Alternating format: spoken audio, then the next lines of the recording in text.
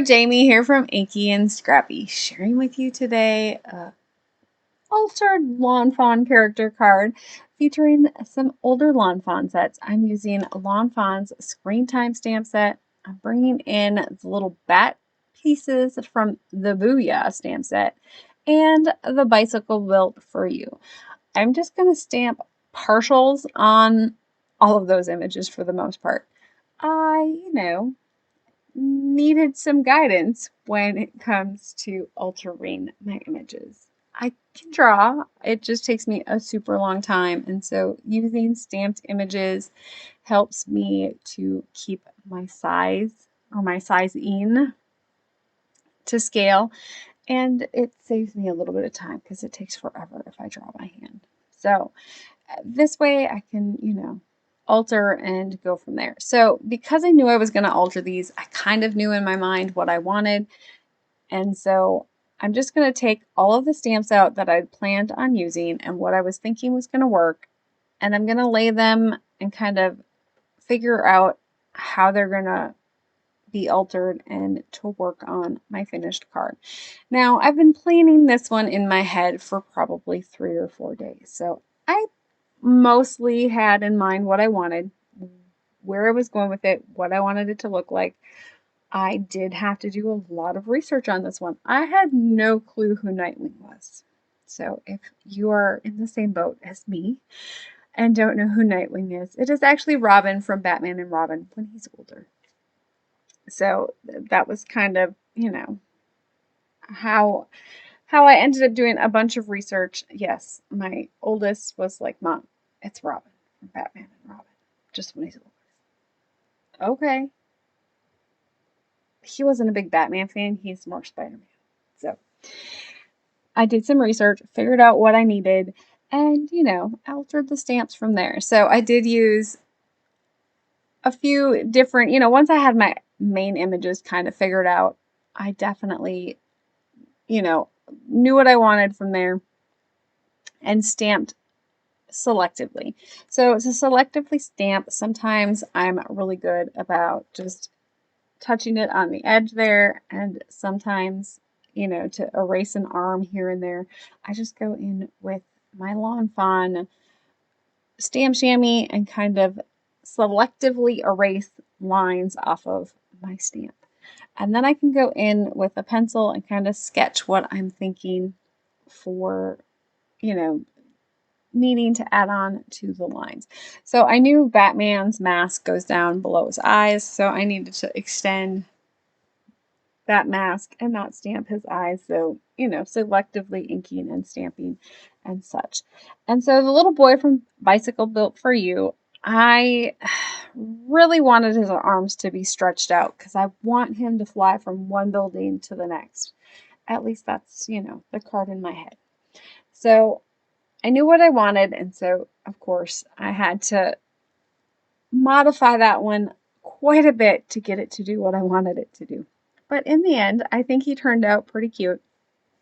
And I do, screenshot images so I can go back and reference them before. It just helps to have a guidance to go on when you're doing characters or the like. So I did go in with a Copic fine liner to finalize all of my lines here. And I'm not worried too much about that bat mask having that extra line in there because it's going to be black anyways. It's not a solid line, so it should blend in nicely when I go to color it. And it actually kind of gives it that look of the Batman mask where it kind of has the ledge. I don't know. It's got that line in it. Anyways, I'm using my Ohuhu neutral colored black markers or gray markers, and then I brought in a few of my Copics just to finish up all the coloring on my images. So I needed a skyline because if you know Batman or you've watched Batman, you know it's always Gotham City. And I don't know if Nightwing is actually in Gotham City. I think he's got a different city, but I did some research, not a lot of research. So I'm bringing in this Hero Arts background stamp. It came in one of the Hero Arts monthly kits a while ago. This is the first time I'm using anything from that kit. Yeah, I'm not great with kits. So I really just wanted the top portion of that stamp. If I could do this one over, I would definitely do it a little bit differently. I would probably stamp that down further on my piece of paper and then do some masking to do my ink blending over the top. I do have some superhero paper. It's some old, close to my heart stuff, and so I'm using that as kind of a reference for a color for my background. I want a night sky or a evening sky for this one. Now, I'm using Crackling Campfire here, and then I'm pulling in aged mahogany. It was not the color I wanted. I had actually pulled out the sponge dauber for fired brick. Why I grabbed the aged mahogany instead of the fired brick was beyond me. So I went to switch them out and realized I had grabbed the fired brick sponge dauber, and so I just ended up going over the top of it. It blended okay in the end, so it wasn't a huge deal. It just took me a little bit longer to get my ink blend to go with that red and orange than it would have if I would have started with the proper color. Yeah. I'm just going to put a little bit of black soot all the way around after I had that chipped sapphire along the edges there. And this just darkens it up a little bit, so it kind of gives that illusion of maybe it's nighttime. Yeah. And then a little bit of spritz of water on the background. It helps to hide any, I don't know, not the greatest blending spots. And it kind of makes it look like a starry sky. So now I need to figure out how I'm going to do this. So my panel is actually 4 1/4 by 5 1/2. And I was fine with keeping it at 4 1/4 by 5 1/2. But I really wanted that background paper to be like to frame my scene. So I will do this one. It's going to be another odd size card. If you've watched my channel, one of my recent ones was an odd size card. This one will fit in a 5 by 7 envelope. So, you know, I'm good with it being in a 5 by 7 envelope. It's a good size card. I did bring in Lawn Fawn's Pop and Swish. No, yeah, Pop and Swish Pulltab die. And you see me mucking it up right here. So I had cut my back panel, and I knew that I wanted my buildings to be in the background and not in the foreground, because I wanted Nightwing to fly from one building to the next in front of the buildings that were in the background. I was fast enough to be able to pull it off enough, and then I just made sure to put a lot of glue towards the top of the images on this one to hopefully get them to stick down as flat as possible. And then I brought in some Scotch tape to cover up that bottom part because I didn't want my mechanism to get caught on the bottom piece there. Yes, I'm covering up the holes that the die creates, but it's fine because you can just pop right through it with that brad. It's not a big deal. So to start this one, I am going to put in my pull tab piece here. So I always put the prongs to the front on that one because I didn't want them, it's less likely to catch on that piece. And then I'm just kind of holding it in the little holes there to see which one is going to give me the movement that I want.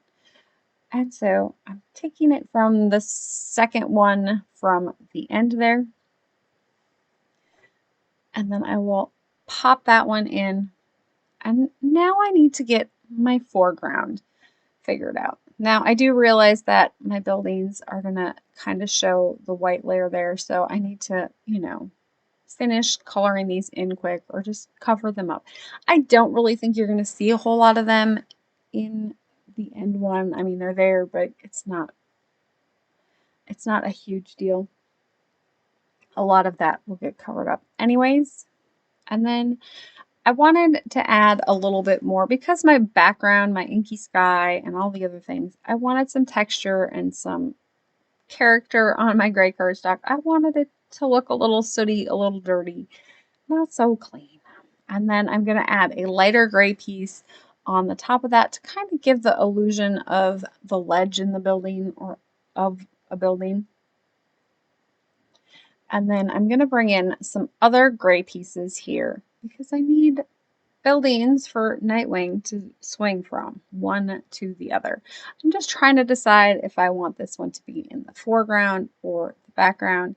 And I decided I liked the look of it being in front of this rooftop. So maybe it's actually still a part of this building. You know how they have like where the elevator shaft would come up or something. Maybe it's that. I don't know. I just knew I kind of liked the look of it in the front. It kind of breaks up that solid gray piece there. And then the other one I kind of put in behind it. So it's a little further back, I guess. And then I'm bringing in the Tim Holtz mini stencils of the brick one. It's the smallest brick I have when it comes to stencils. And so that's the one I ended up using. And then I'm bringing in the Tim Holtz linen stencil for the dark gray part of the roof just to give it a little bit of contrast and color so it's not that flat gray. And then I'm going to bring in some more coordinating or contrasting, I guess, gray cardstock for the top of those. So it has that ledge and or, I don't know, is it called crown molding on buildings? I don't think it is, but that's what I'm calling it. So to put that molding on the top there, just to give that, you know, a little bit more color variation and interest. And then I'm going to trim that down to that 4 1/4 by 5 1/2. And so once I am happy with how my buildings look, I'm kind of playing with how I'm going to lay out my images. Do you see how I had them laid out there? Yeah. Just tell me to go with my first instinct sometimes, because yeah, I think I putzed for like 20 minutes trying to decide where Batman and Bitewing were going to go. Yeah, it is what it is. So I'm adding these. I think they're like supposed to be, I'm not exactly sure. I just know Nightwing has the little bars, and I think they're like the trapeze bars, but I'm not positive. But anyways, they have strings that, you know, hook to the building so you can fly from one side, one building to the next. At least that's what my research netted. And so I have them in one in each hand, so it looks like he's going from one to the next. And then I'm going to bring in some Crescent Creation foam strips. These ones are super thick.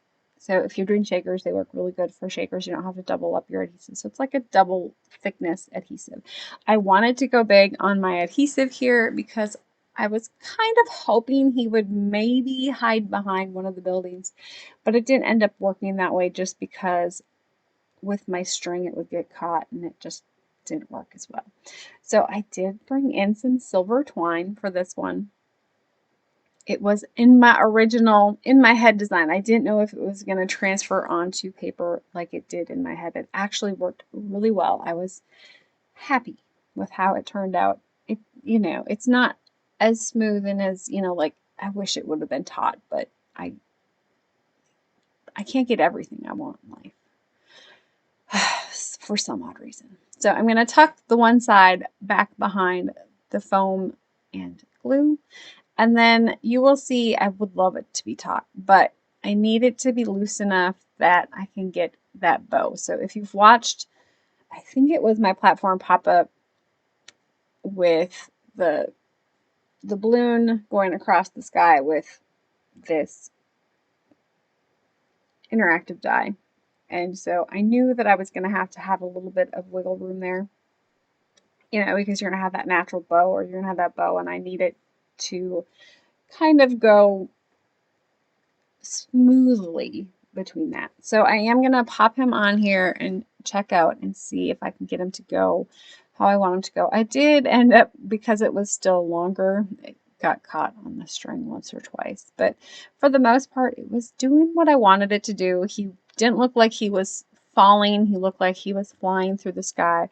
So I was happy with his placement. So I'm going to come in with a black Sharpie and just kind of put a dot where his bottom foot was, or his top foot. I don't remember which one I did, but one of his feet. Kind of under it. It kind of just gave me place, so I didn't have to worry about losing my spot. And then I'm going to trim off that top part. I made sure that I had enough real estate above that string, so I just had come in with a little mini hole punch to put the string on that lever. And then I'm going to come in with some more of those puffy foam strips, and I'm going to cut them down and kind of put them in there for my stoppers. I did not actually peel the top off of, or the bottom off of those, so they're actually stuck to the roof line and not actually the background. I didn't need them as a stopper because it naturally stopped when it hit the side of the building.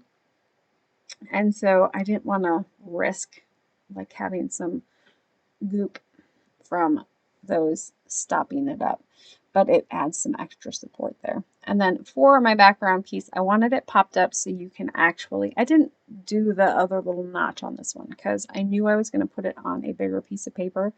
And because it's for a little kid, I did not want him to, you know, have a hard time grasping it. So it is going to hang off the end of the card, which I am totally fine with. And then I will pop that down so it sits up a little bit off of that pattern paper. And then I need to figure out how I'm putting Batman in. If I would have put Batman some feet, I could have had him wherever I wanted, and it would have been a little bit easier on my trying to figure out where I wanted Batman. The other thing with this one was, so when I send it, it's going to look like this. They look like they're all in one spot. And that's, I think, why I was like, I don't know if I like Batman over there. But I realized that, you know, he's going to start on one side and then swing over to the other. So, yeah. I did cut out a bunch of this one.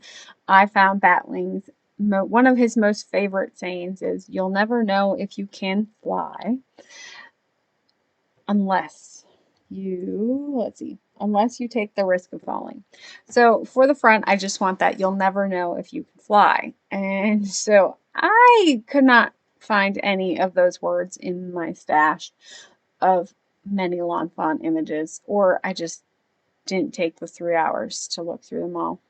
So I just pieced together my sentiment from a couple of different lawn fawn sets that had that similar font style and just individually inked up letters, either one at a time or sometimes like the LY on fly is from the totally, so the end of the totally worked for that one. And, you know, that's how I build those sentiments that are smaller in scale, and it doesn't take quite as long as if I was doing each individual letter.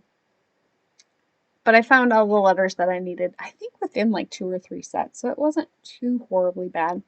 And then making sure to put them back on the set when I finish. Otherwise, yeah. Do you see why you get such a zoomed in look? That was like 3 days worth of me trying to create a card. And my desk was horrible. So for the inside, I could have done it the same way as I did the outside, and I was like, you know, it's probably just gonna, I can hand write on the inside, okay. So I just pre-write it out on a piece of paper. It kind of gives me the spacing that I need, and I can follow along from there. As you can see, my final writing was a whole lot prettier than my normal writing is, but you know, it saved me a little bit of time. Now, I did this one like all right and perfect, putting on my adhesive, my glue, so I have a little bit of wiggle room so I can line it up just so, and somewhere along the line it shifted, and yeah, it's not on there straight. I tried peeling it up and it was not gonna happen, and so in my final one, I did come in with the blue marker that I used for for Nightwing and kind of covered that up. So it's not nearly as noticeable now as it is in my final pictures here, but it happens. So anyways, I hope you have an amazing day. Please keep getting inky. Take care. Bye.